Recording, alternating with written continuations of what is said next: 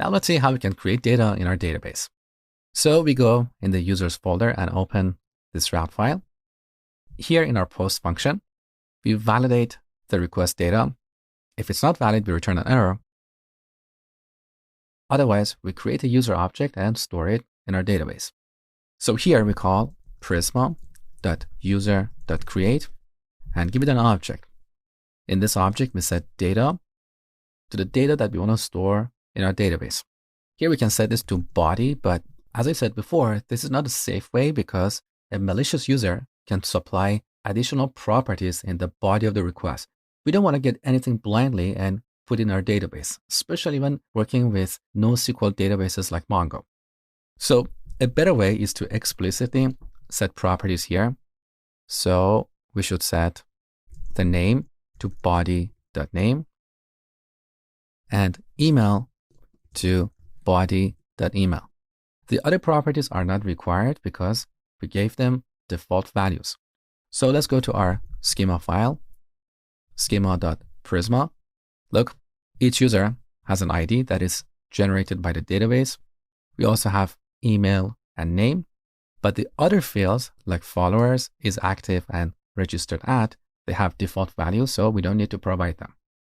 So in this case, we are only reading these two properties from the body of the request. We call this method and await it to get the user object that was inserted in the database. This user object will have an ID property that we can return to the client. So instead of returning this hard-coded object, we're going to return the user that was created. Now there is one tiny issue here. Earlier, we defined a Zod schema to validate the request body. Currently, we are only looking at the name property, but we should also expect an email. So we set this to z.string.email. So it's a valid email. Now let's test this. So we go to Postman and send a post request to the user's endpoint. Here I pass an object with two properties, name, which I set to John, and email, which I set to john@smith.com. Let's send this. All right, this was created, beautiful. And look, this is the ID of John, which is 2.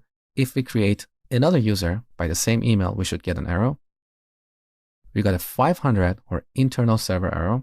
That is because of the unique constraint we put in the user model. So to handle this properly, before we create this user, first we should check if there is a user by this email.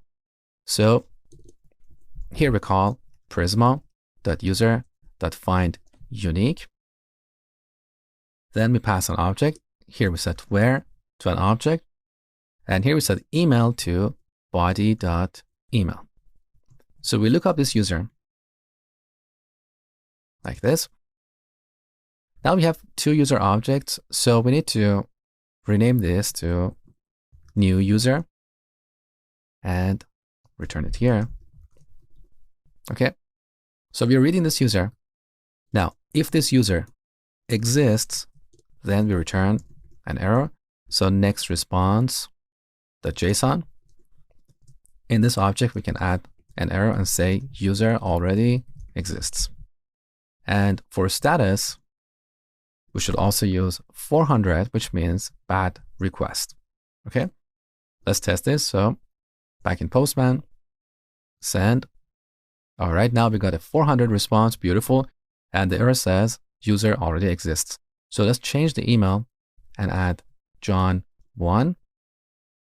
Now we get a new user with a new ID, beautiful.